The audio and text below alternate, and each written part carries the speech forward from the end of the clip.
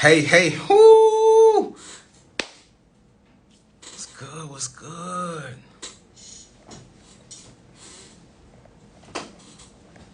Okay. What's going on? Listen, how's everyone doing? Thursday just came, so it couldn't even come fast enough to tell the truth. This is JF Investment, Upskill Trading Academy, powered by Upskill Trading Academy. Every Thursday, let's talk about it, where we go deep into investments, everything investments. How's everyone doing? We promise you a special guest, and that's just what we have. Giving everybody a moment to get on. This is going to be epic right here. We want to give a shout out before it begins. Everyone begin. We want to give a shout out to all our sponsors. Pat Supermarket, BB Tax Connection. You need your taxes and want your taxes. The tax professor is in-house and in the building. Right now, we got everything commercial, real estate. Buffy, what's going on? Listen, before we I just want to give an introduction as best as possible as I can, right? So, all the way from the West Coast.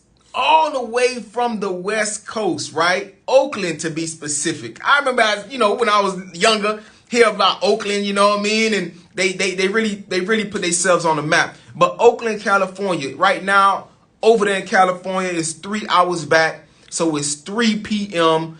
It's 6 p.m. right here in the South, on the east, south, down south. Man, we just want to give a big thank you and a big shout out to our special guest, man. 15 years experience in commercial real estate, and it's not a lot of people that not only resemble us, but people who can relate in this field. So it was just a blessing that we got a hold of our special guest, and he's willing to go through it with us and explain.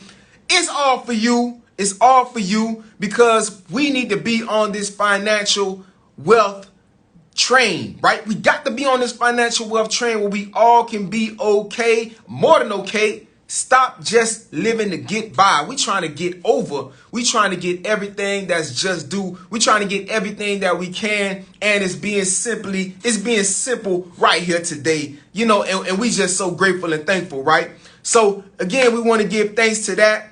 Hey, get your money right. You already know. Everything investments, link in, tap in. It's all good. So while we wait for our peoples, you already know how we do each and every time. Hit me with the intro, man. Let's go. Huh? So I'm actually taking the opposite side of that trade, which has proven to be successful for me with 1 year. You can't take right up or place them. They can't come forward right up the middle. It might be trouble. Little baby slip on him. I know it's trouble. Hold it. You're not that good. Man. Let's look up the wall. Hopefully, your goal is to take 1 or maybe 2 trades a day, where you're minimizing your risk while maximizing your potential for gain.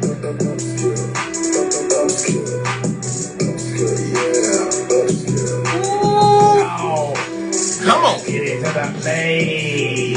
Yeah. We styling. Let's get it on and popping. Our special guest is here, and let's get it. Much anticipated. We're so energized. Let's get it. Steve.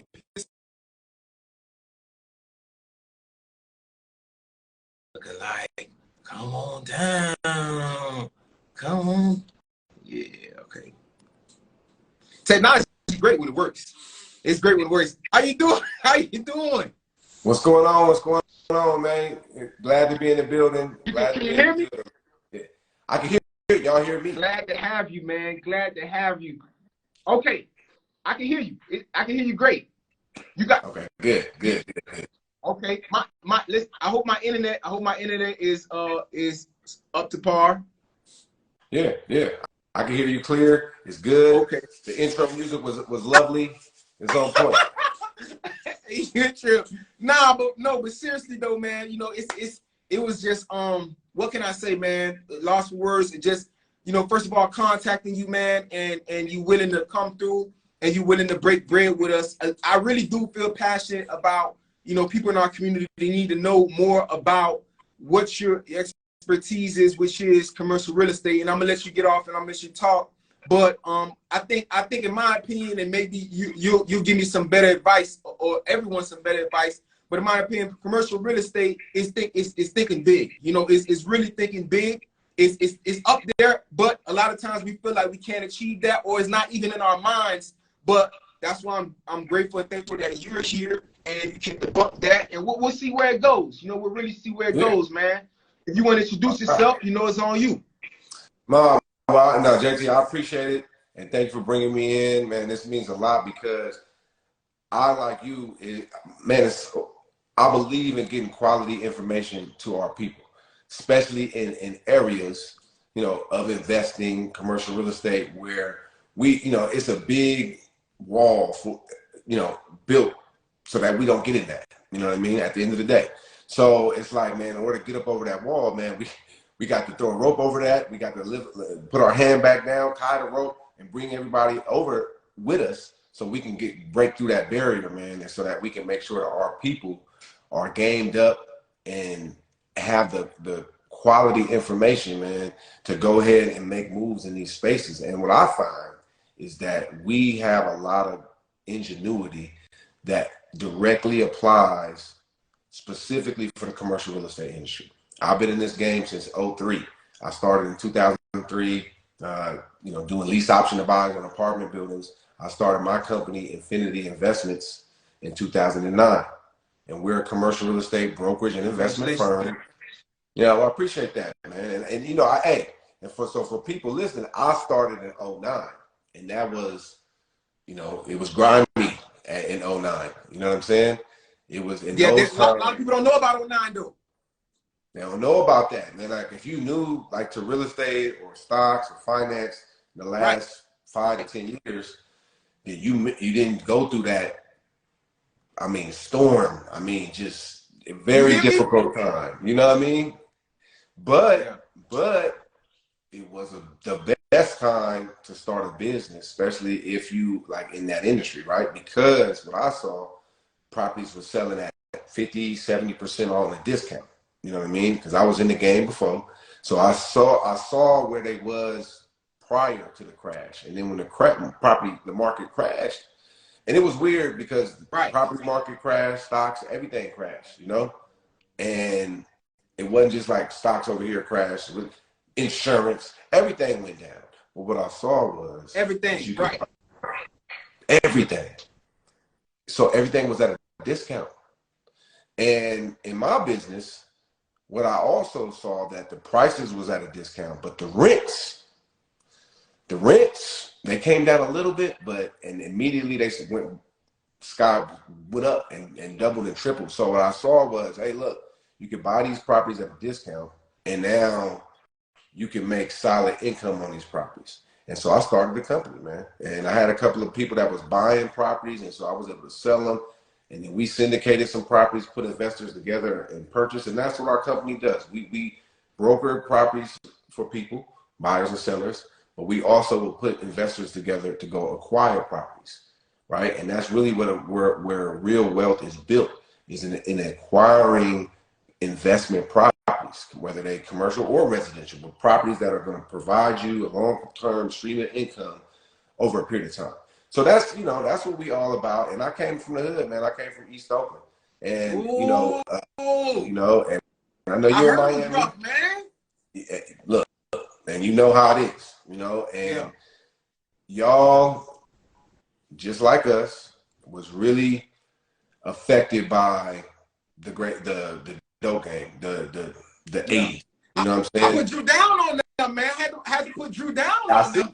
See that, man. I had to put Drew down on them. Hey, man, hey, that flyer you put together was dope, and it made me feel like going back and getting some finger waves up in here. Yeah, man. I made some Drew down finger waves in that day. Finger waves, man. Hey, look, it brought me back to that time when I grew up, because that was my area in the 90s when I was coming up in age. That was my time, right? So what I learned from the hood was learning how to think on your toes, how to bob and weave through difficult situations, how to stretch a dollar. I mean, I remember many times, taking bologna sandwiches to school because look, I didn't have money to buy no lunch. I had to take my bologna sandwiches and then eat that and then go to football practice. You know what I'm saying? I needed something to eat. So it was just that ingenuity taught me something, right? And so when I went to the San Jose State University, I went to the Silicon Valley at the height of the .com boom. And I seen the business game and was like, yo, hey, this is legit, because I had never seen so much wealth. You see on TV and you see rappers and everybody and people in the hood that was balling. When I went to San Jose in 2000, I seen real wealth. You know what I'm saying? And I was like, this business thing, this is where it's at. And so that's how I kind of got my start. And I've been blessed to be able to kind of continue through the ups, the downs, and all around. And particularly to have this, not just build a business and build wealth and all that, but have this, kind of mission and vision and heart for our people to get us involved and get content out. So I love what you're doing with your show and with all of your content, is that you're doing that. And that's, I'm honored to be on this, because that's what I'm all about. And that's what I want to, that's like my company vision, not just to do deals and build wealth, but to bring content, quality content to our people, to make sure that we can make the move that's available to us. We can use our skills, our ingenuity, our experiences to this business world to go ahead and build wealth for us now and for the next generation. Definitely, man. And that's what it's about. Man, you fast forwarding there. All my questions. You done answered. Hey, that's it. It's over now. You done answered all my questions. It's a wrap. Good to meet you. Nah, but definitely, man. That's what we all about. And again, I congratulate you, man, because you made it through that bubble, man. That 2009, and you still grinding. But don't. I think you one of the originals, man. Because if you made it through that era, you really know your stuff. You know what I mean? And it's a beautiful thing, man. Let's start off. Let's start off. I mean, wonderful introduction. Let's start off like this. Yeah. For those who don't know, we're gonna take them to 101. What is commercial real estate? Yeah. And why commercial real estate? Yeah. Great question, man. So there's a bunch of different kinds of commercial real estate. So we start off with anything where it's and commercial is called commercial for business enterprise, right? So anything that's an office building, that's a retail. So office where we sit down, and like where I'm at right now, my office, we do professional business services mainly. There typically isn't a direct transaction at an office. However, a direct transaction is going to be retail property. So these are properties where you go into the store, you purchase something, you go into the restaurant, you buy something to eat. That's retail, right? Anything that's a hotel, that's the hospitality industry. That's commercial enterprise. Warehouses, that's industrial. Okay, churches, special purpose. All these kind of properties are commercial. Now, the unique part about commercial is apartment buildings, because apartment buildings are essentially residential. It's housing, right, for people. However, once you reach 5 units and above, and above, that now is commercial real estate. You know what I mean? And the reason that's commercial real estate is because it requires, once you hit 5 units above, it requires commercial financing, right? And 2 to 4 units, on the other hand, even though that is apartments, is housing dwellings, 2 to 4 units is what's called residential income. It's still residential. You can get a residential loan. You could even, a lot of people don't know this, but I know there's a lot of education out there now, especially MG, the mortgage guy from the EYL squad. There's a lot of content on house hacking, where you could live in one unit and rent the other ones out. So there's FHA. Yeah, there's FHA loans for 2 to 4 units. But once you get 5 units and above, now it's apartment building. Now, there's also FHA loans for apartment building, but you can't do 3.5% down. That's the only thing. But FHA, Fannie Mae, Freddie Mac, they all make loans on large apartment buildings as well as they do residential. So anything 5 units and above is commercial. Now, why commercial? Why? Yeah.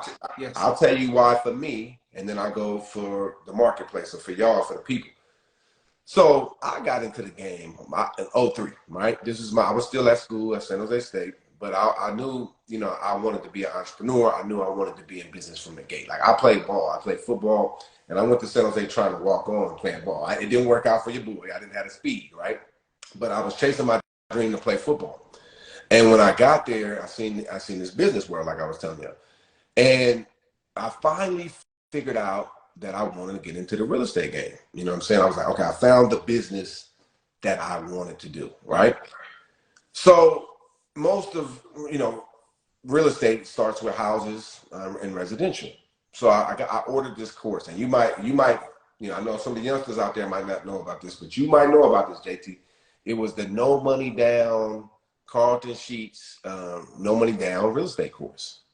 And I was up one night, and Carlton Sheets, no money down. He was an infomercial guru, you know what I mean, back in the day, in like the 80s and 90s, in early 2000s. Right. He'd been around, right? And so I ordered this course. It's like $200 on the internet. I mean, that was before the $200 on the infomercial. And the course changed my life. It talked about what I did was I actually read the course. A lot of times, y'all, if you order a course, you got to go through it. The course is not going to magically make you money. You got to read the course. You got to go through the course. So when I did that, what I found was the apartment buildings and commercial real estate made sense for me because it's numbers driven. And I wasn't a great student, but I was good at math. Math just made sense for me. It came natural. I wasn't good at English or science or none of that other stuff. Right. But math, I was always good at math. It was a natural skill for me, right? So when I gravitated towards that, I was like, well, this makes sense to me because everything is based on the income and expense analysis of a property, and that's how we get the value. That's how we create value. That's how we determine value. That's how we understand it. So for me, I was like, okay, boom, I'm a numbers guy. Let me get into this apartment game. Now, for y'all, for the marketplace, why commercial? Well, this is the big leagues of real estate. You know what I mean?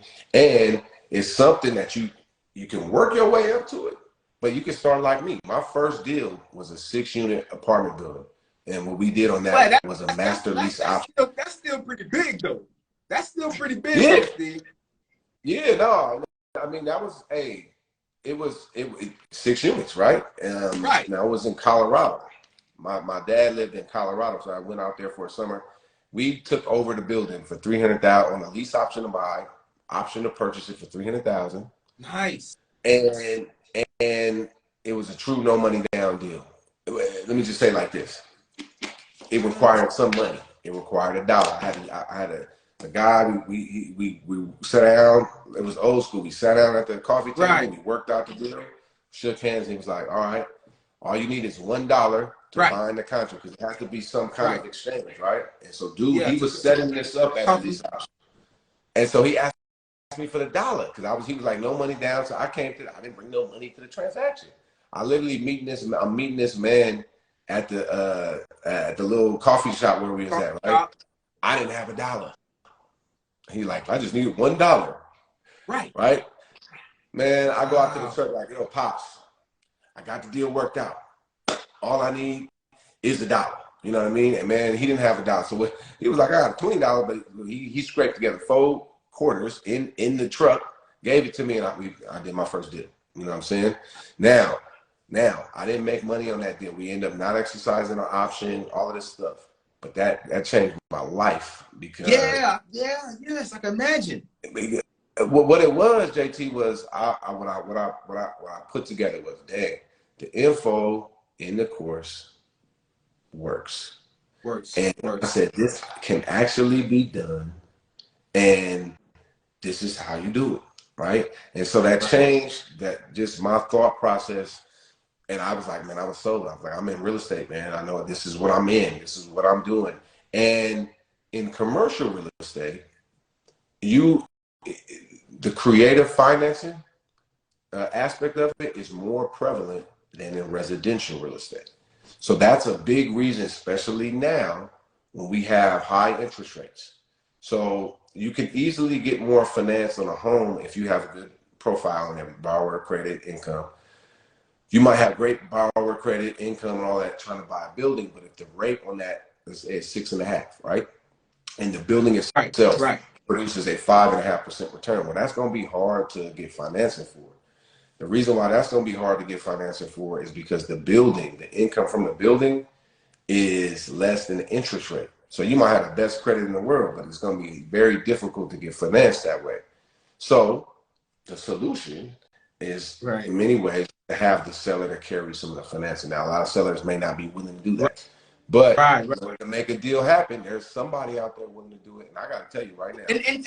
And that's a perfect segue. That's a perfect segue for my next for something else I want to bring to you, right? So I want to throw group investing versus individual investing, right? And the reason why I say that is because you got two types of people, if that, right? You got one who's like, you know, they'll self-proclaim that they're greedy or they don't want to work with anybody because all the, you know, stress or whatever the case may be. And you got a certain group that's like, hey, let's group it together because that's how we're going to create this big wealth. And at the end, we're going to have something real huge. So, you know, individual versus individual investing versus group investing in commercial real estate. Tell me about that.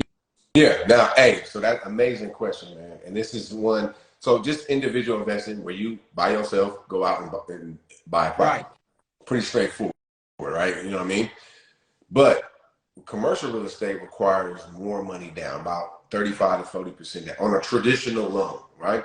Where in a 40, residential up to 40 as well? Up to 40. Now, especially in my area, right? Because where the properties are more expensive.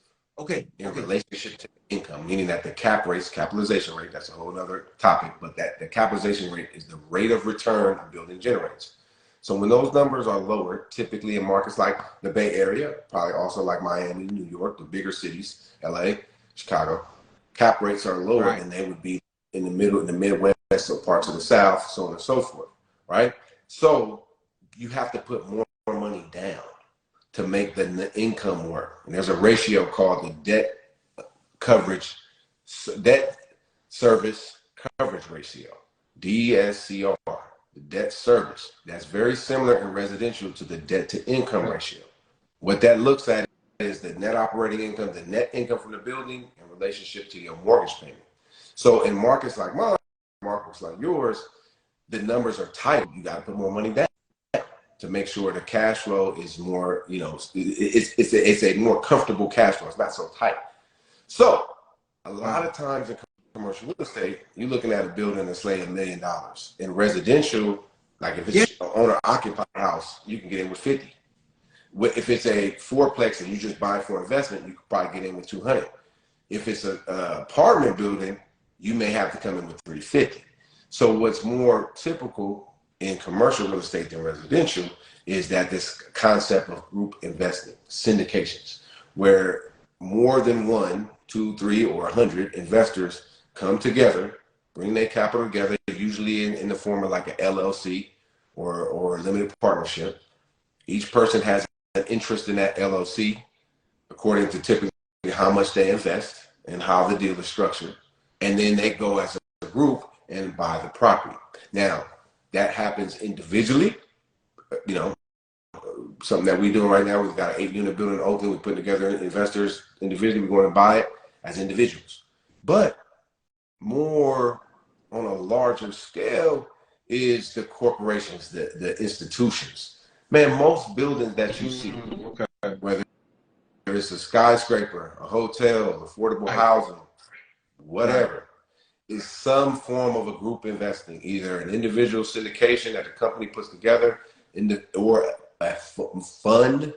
And institutions, they invest through funds. They have funds. They invest with other funds. They get money from other funds. So all these pool investors.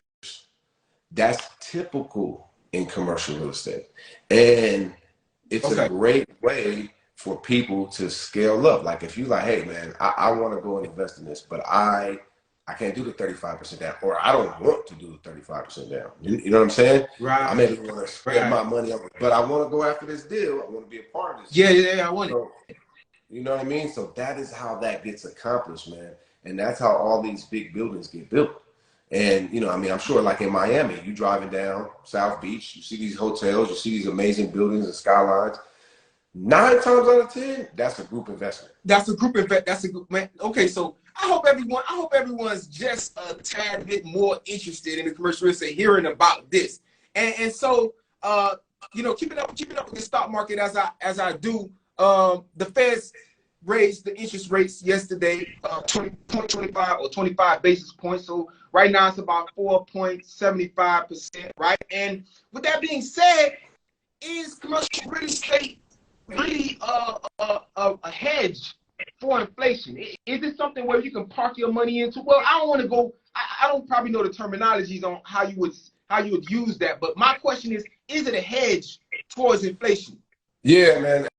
Great question, JT, because, okay, first of all, in general, yes. And I say in general because it depends on how you buy it. And this is something that I learned when I first got in the game. And then this is something that is I literally just had re-emphasized. I was watching, I'm sure, the brothers Earn Your Leisure and everything that they're doing. Right. The largest black developer in the United States, a brother by the name of Don Peoples. And he actually lives, I think, still in Miami. Right. So he was talking about a project that they're doing in New York. It's called the Affirmation Tower. And this is going to be one of the largest buildings in the Western Hemisphere, right? So he was talking about this, and the brother Rashad asked him, well, do you have any commandments or rules that you stick by for real estate investing? And so what he said was, yeah, number one thing is make your money when you buy. What he means by that is when you buy, the day that you buy that property, you have to see profitability day one. So either it's you buy it, it's already existing building, it's cash flowing day one, or let's say you buy something vacant, right? You estimate your cost to renovate it, estimate the cost for the rents, the expenses, and then you show a profit. Or you can show a profit and you represent that you're buying that property at a discount.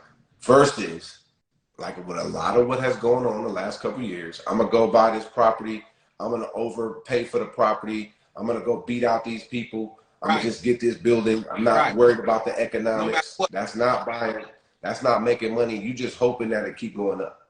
If you buy it where you making money day one, right?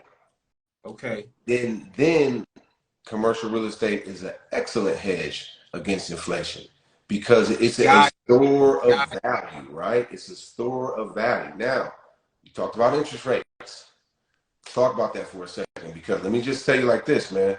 A lot of people in the real estate game, and this is, we are brokers. We sell property, we get paid, right?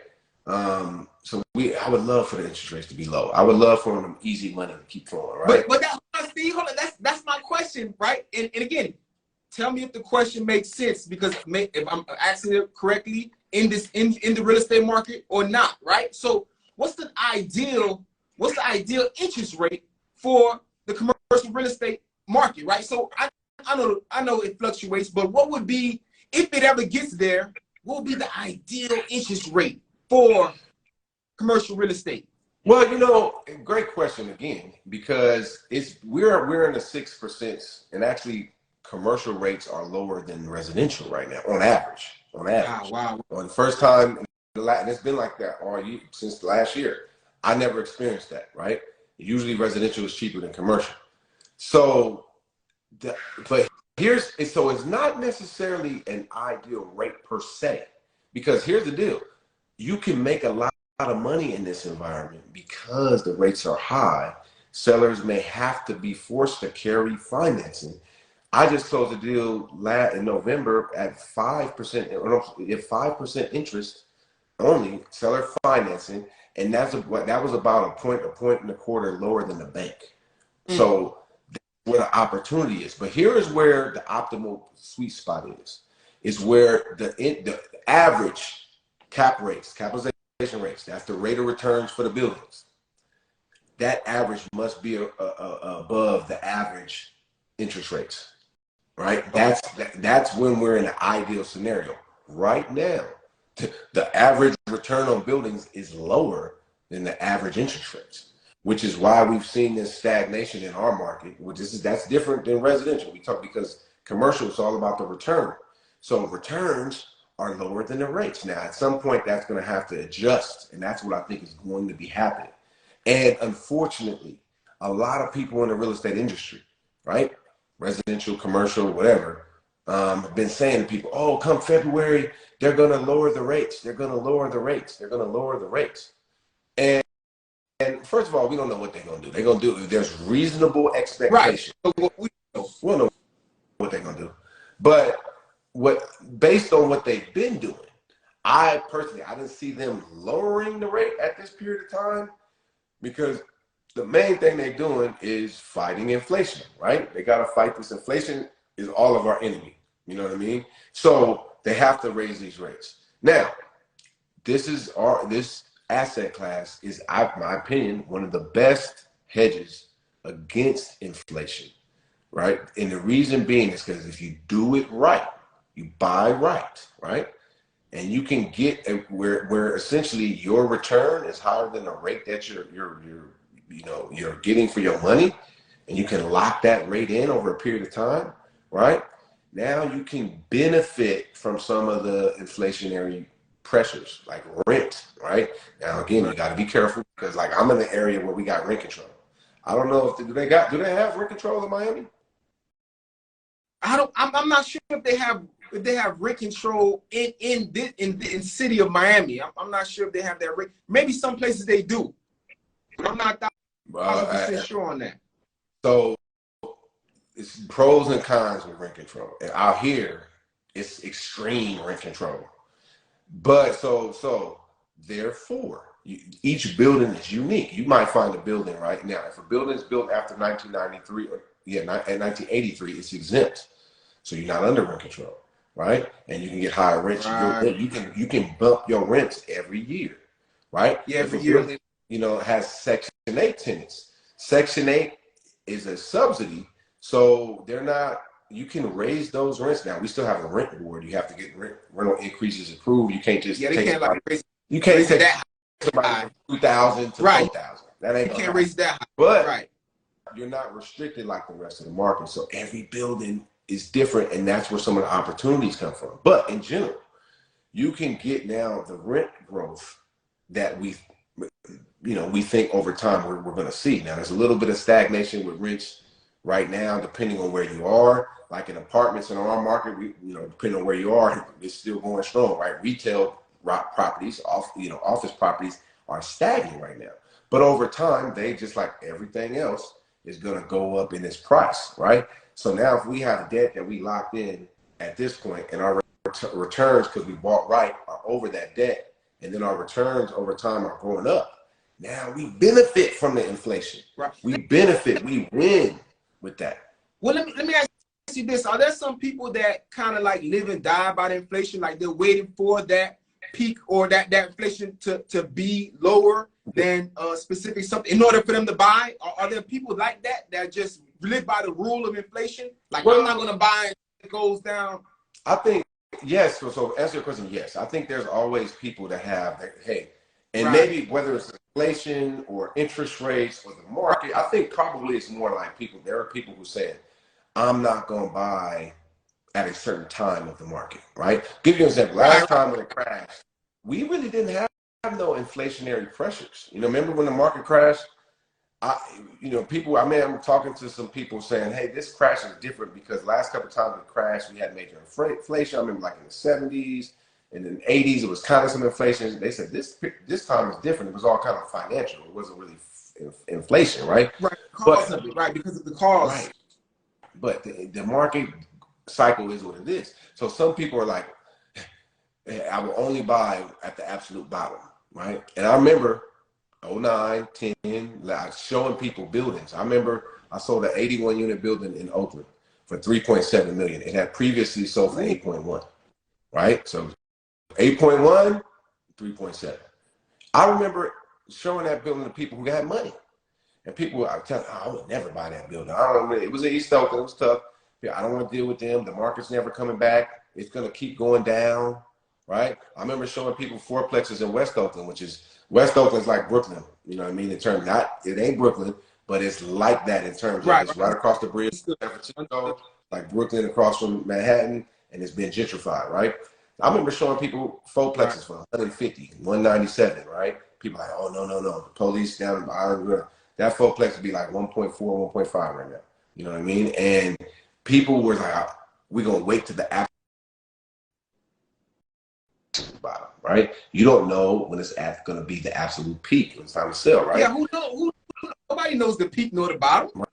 Right. So, but Don Peebles gave some great advice.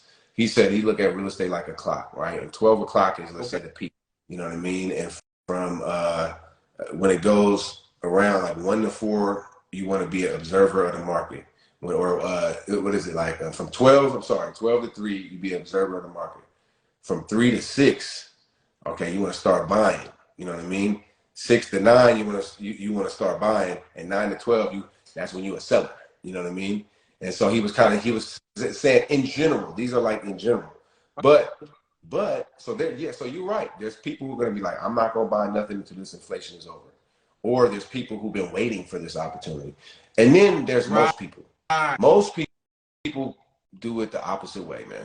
They're gonna buy at the peak because that's when it's exciting. That's when it's publicized. That's when the interest rates are super low. That's when it's easy to get in. But you typically are having to overbid, overpay, right? And so a lot of most people buy at that point in time, right? Houses particularly, but also commercial real estate.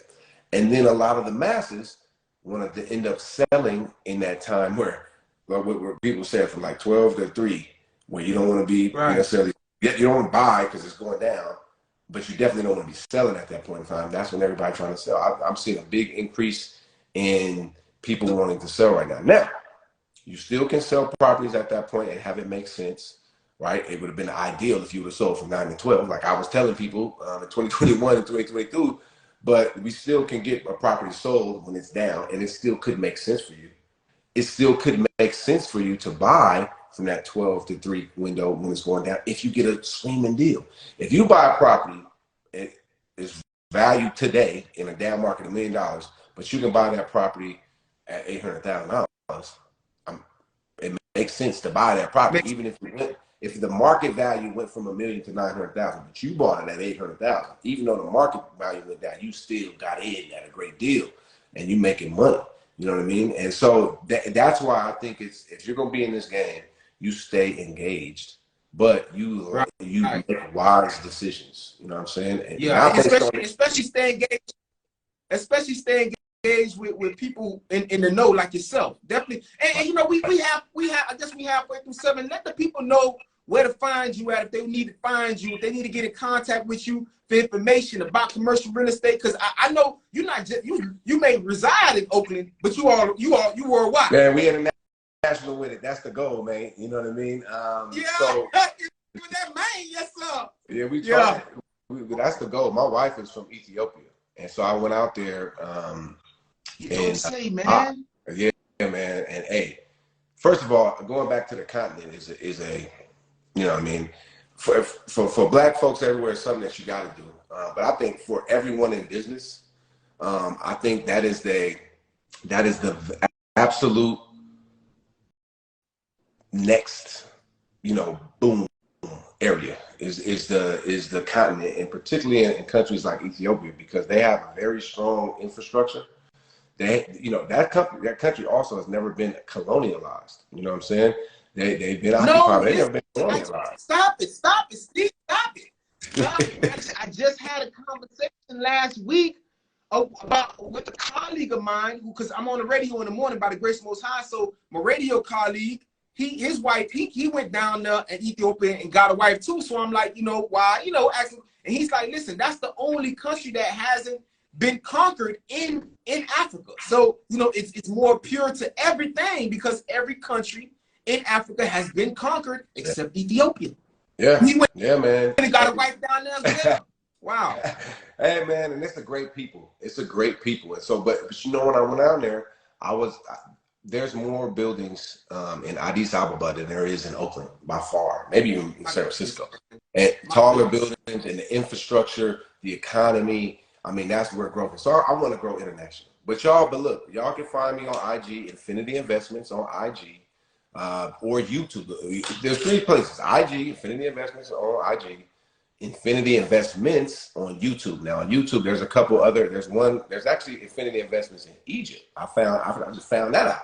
They got Infinity Investments in Egypt, which was dope. That was pretty dope to see that. But then there's an Infinity Investing, which is another company.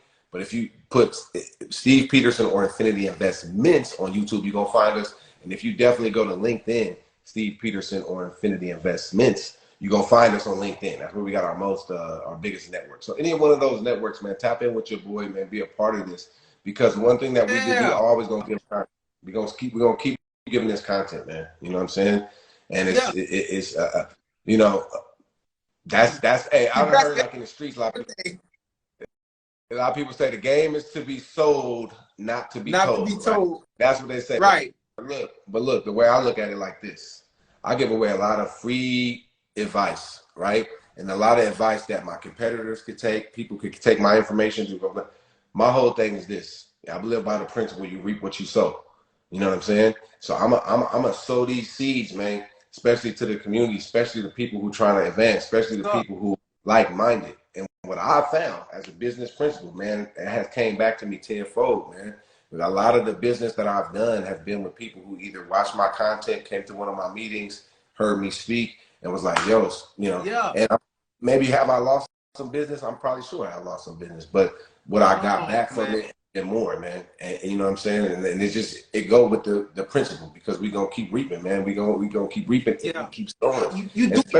Especially with brothers like yourself, man, just collabing, because this is you. This is what you gotta do. No, man, you're doing great, man. And listen, I got so much I want to just converse with you. Let's speed up this conversation, because I know you gotta go to the game. Those people gotta go to the practice, man. I practice. I coach. So I coach football. And this is our off season. Man, you're doing it big. You're doing big for the community, man. Oh man, I'm in there too, man. That's my man. life. And this is off season. But let me tell you how this sports world got so crazy. Everybody do all you can. Hoop, baseball. So football, we play padded ball, but then in this time it was called 7-on-7. So it's where we just throw the ball. You know what I mean? I know it's big. It's big in Florida, man. Huge in Florida. The girls too. Okay, 7-on-7. Go crazy, and so it's great, man. So I get out there and coach, and it allows I'm coaching football, but with my boys and the girls, like my girls, they cheer. So everybody who's around me, I'm always talking business. I'm always mentioning that to them. I'm always planting that seed within them, so that and I'll teach this. My program is discipline, honor, and respect. I'm teaching the boys discipline, honor, and respect through the game of football, so that you can be a better football player, but more importantly, that you can be a better young man, and you can learn how to, learn how to become a man, learn how to start a business, learn how to raise a family, how to love a wife, do these things that we need in our community. And that's the game of football helps you to teach and learn that, because it's full of contact, man. And it's one thing, like in business, you're gonna catch one.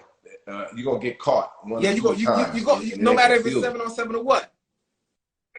Yeah, you're gonna catch one, and so it's about getting back up. So that's the game of football. So but I digress, man. I know you got some more questions, and this is great. So let's.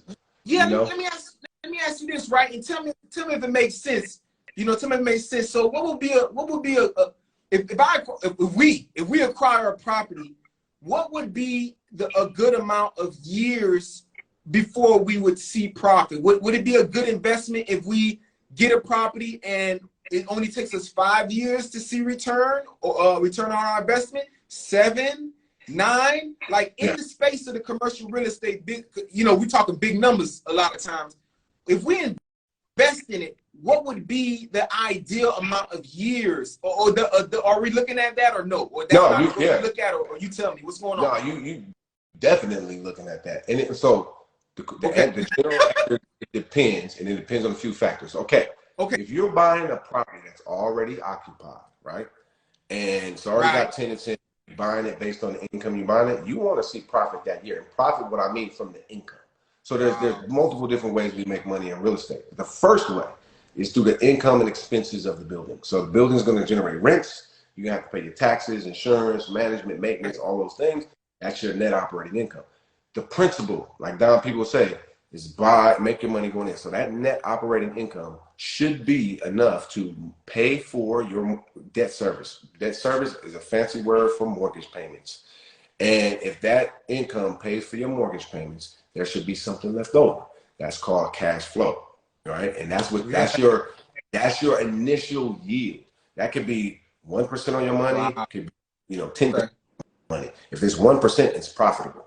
You know what I mean? Now 1% is not the best, but Right. it depends on where you at. Like in the Bay, if you're getting between 5 and 7, you're doing good. You know what I'm saying? There's some places like in the Midwest, if you ain't getting 10, you're not doing good. So every area is different, but you want to be able to make income the first year. Now, if it is a value add, a renovation, development, that's going to take time, because I say we're buying a property right now, right? It's vacant. We got to come in and renovate it. Renovation is going to take 6 months, 6 to 9 months roughly. Renovate it, maybe. Yep. And so let's say when you get something that's vacant, there's no rent coming in, but we want to renovate it and get the rents coming in ASAP, right? And so that particular deal will start throwing cash flow profits from month 12 to month 18th, in that second year, in the first quarter of that second year, because we're renovating it, we're doing it, it's completely vacant, right? A development deal. Say you want to build an affordable housing, you want to build a fourplex, you want to build an office. That's going to take more time, right? However, you get what's called development fees. If you watch Earn Your Leisure, they've done a couple that with Don Peoples, and there was another brother, I'm going to say Craig, I forget his last name, but he's a big affordable housing developer. He talked about they asked him, how do you make money on this? It takes 5 years to build it, right? Each phase of the development, they earn what's called a development fee, right? And so that fee and development might not happen until year 2 or 3 or whatever. But so those developments are the ones that take the longest. Renovation and value adds, you want to start seeing something after the first year. You know what I mean? If it's taking longer than that, it's like, oh man, it's tough. If you're buying in place, so you buying a property because it's cash flowing, you say, I want to purchase for income, right? You should be looking at making income that first year. Now, what I suggest you do is before you start taking money out of that yield, you might make a profit, but before you take money out of it, make sure you have at least 6 months of operating expenses in your reserves. 3 to 6 months of your operating expenses in reserves, right? So like, let's say, it costs $100,000 a year to run a building, right? So that's 50 a year is 6 months. So you want to have 25 to 50 in reserve somewhere before you really start taking the cash out. Now, that's just a general number. You may want to say, hey, I got 10%. But you need to have some amount, because let's say the hot water heater go out, or let's just say the roof cave in.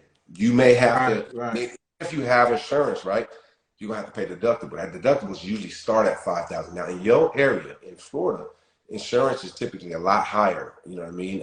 Like we in California, most people don't even have earthquake insurance because it's so expensive, right? I know in Florida, my sister lives in Cape Coral, and she was telling me they had the hurricane come through there, right?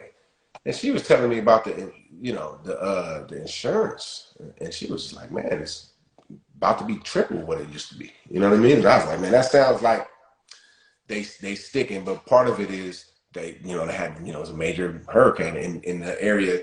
It is that risk, right? So that cost, if that was to hit you, you want to have a cushion for it. This is all I'm saying. You want to have that. So, but you want to make money as soon as you can. And you can't do that. You mean to tell me I come sit down with you, we trying to make a deal, maybe perhaps you advising me, if it's looking like it's not going to make me money in about 3 years, 4 years, you're telling me no, it's not a good deal? Well, I mean, if it's a development, maybe, but outside of that, if it's a property we're going to buy, let's say it was something where it's half vacant, right?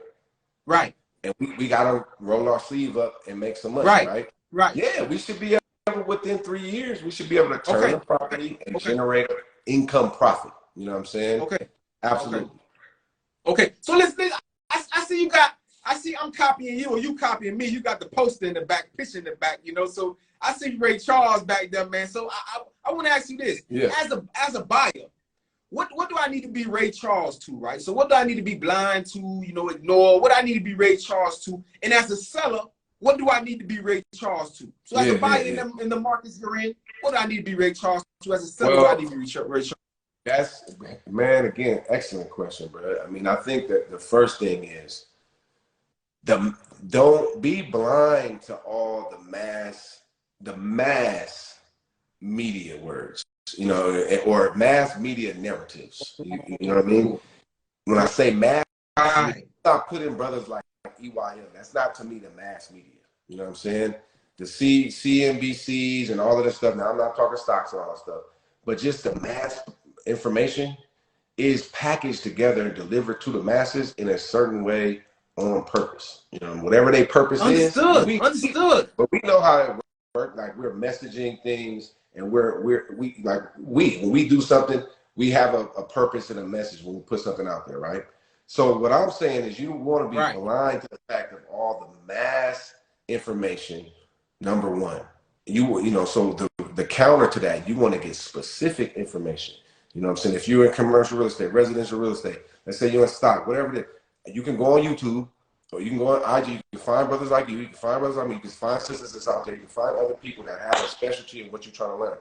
Soak that up. Don't get the mass information. The second thing you need to be blind to is people who don't know nothing about what you're trying to do. Because those are the people, even if it's people who love you, right? Let's say you're trying to get into stocks, and your mama, she loves you, but she don't want her baby to take no losses. You know what I'm saying? My baby, I don't want to do that. You know what I mean? Or your pops he love you, but like, he only know one way. You know what I mean? He only know, hey man, he worked at Ford, he put his money in his pension. Man, you day trading? No, don't do that, son. You buying real estate? No, don't do that. You starting a company? Don't do that. You can't listen to those people that is not, doing what you're trying to do. You know what I mean? Because even if they love you and they have the best intentions, they don't have an understanding for what you're trying to do. You know what I'm saying? Because they don't do it. They don't have that interest.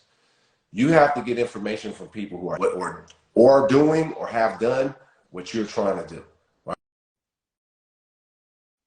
Right? And now you can get quality information that you can use. There are some times where you need to heed a warning. You know what I'm saying? But you can't heed a warning from somebody who don't know what they're talking about. Like, if it's the weather, it's a hurricane coming.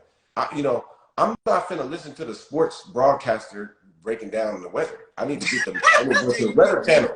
I need to hear from the weather people. Okay, what's my storm? The winter's coming up.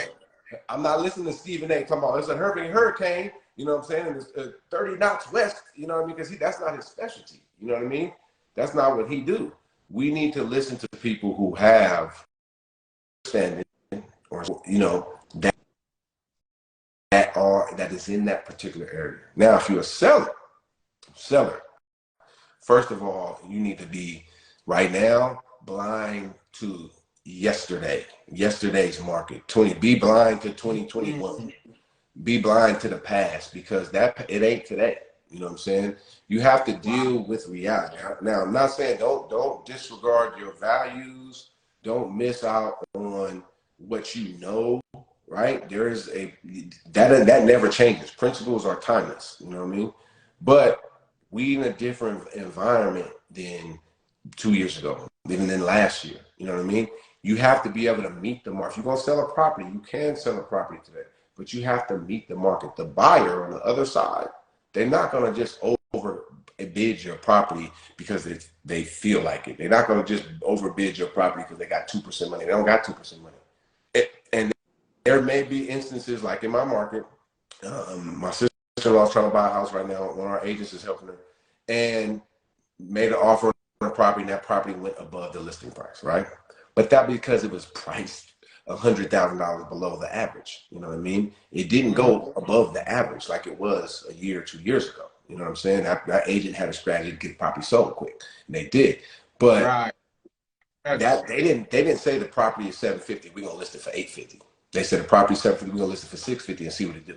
You know, you can't, and in commercial, particularly, you cannot overprice properties, because investors are only concerned with making a profit, building wealth, making income, or if it's a business, occupying that place for their business, and where they have a cost of money that has jumped dramatically. So they're not going to overpay for nothing. So you have to be blind to what you was able to get a year ago. You know what I mean? And what your cousin and them says you should be able to get. Or if you, that's $1 million property, man. Right. You know what I mean? You need to Right. dial into No. what's going on and what's real today. Right now. Yeah, I know commercial real estate is all about them. It's all about those numbers. You just can't pick a number and say I'm selling it for this. No, you gotta show the numbers and make it make sense. Yeah. Listen, Steve, man, listen, man. Oh, hey, let me tell you something. I appreciate you, man, because it's brothers like you that give the extra mile, that don't mind giving the extra mile. Listen, for all those who haven't caught everything, we're gonna post it on our YouTube. We're gonna let you know. But I really truly appreciate you, man. And I want to continue this, man.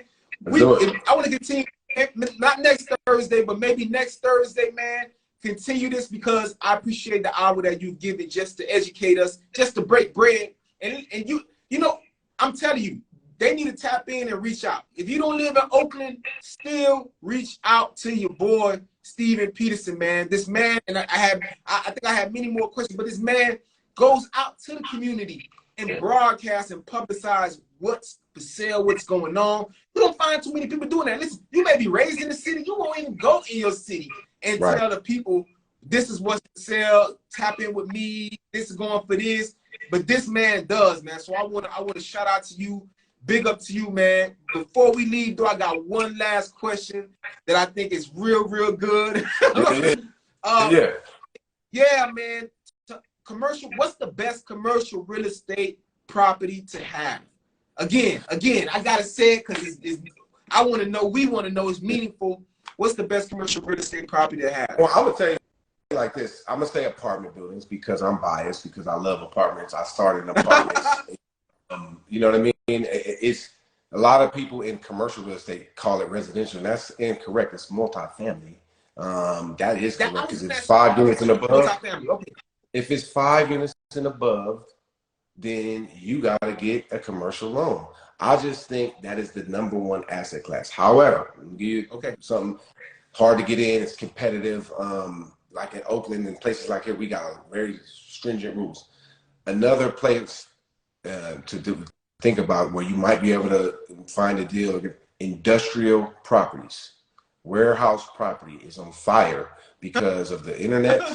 You know what I'm saying? Because of shipping and receiving and all of what that whole industry, everything was going on, the supply chain issues those issues are requiring more and more companies to set up warehouses here in the United States, right? Cannabis is huge because I think it's legal in 38 states now. Most cannabis, it's going to be grown within the confines of a place, right? So it can be secured. So industrial real estate, also most industrial properties, also not most, but maybe a lot of them can also be converted to apartment, can be converted to other uses, can be converted. A lot of sports companies, gyms. So industrial real estate, a little bit harder to get into, but if you can do it, look at that. I'm always saying apartments, man. I'm an apartment guy. I believe it. You know what I'm saying? So apartments is my favorite. Number 2 would be industrial warehouses. Love it. Love it. Love it, man. Appreciate you so much, Steve, man. Appreciate this time. Shout out to everyone who's on this live. You guys are the real champs. You know, again, I stress, you know, tap in with Steve, man. You know, tap in whatever you, any questions, you can consult with him. You know, you can find him easily to be found. Tap in with him. You know what I mean? Tap in with him for the investments. Tap in with Jeff Investments for the investments as well. Hey, we're doing this, man. We're doing this for y'all. Shout out to y'all, man, and shout out to your platform, shout out to your company, shout out to all the accomplishments you have done, and hopefully we do this again. We got to do this again and continue this again. I'm down, bro. Thank you, bro. That's what's up. For the culture and for the people. Man, your swag is unbelievable, and I'm honored to be on here. Anytime you need me, just holler at me, man. Let's do it. Thank you so much, man. Blessed, man. You have a blessed one. Everybody out here have a blessed one, man. We appreciate y'all, man. 10,000. Y'all have a blessed night, safe night, man. Hey, we love y'all. Next week we're doing commercial real estate again, and then a week after, all month, y'all. Y'all follow, and like. Love y'all. Peace, man. Y'all be safe. Be good, man. Definitely.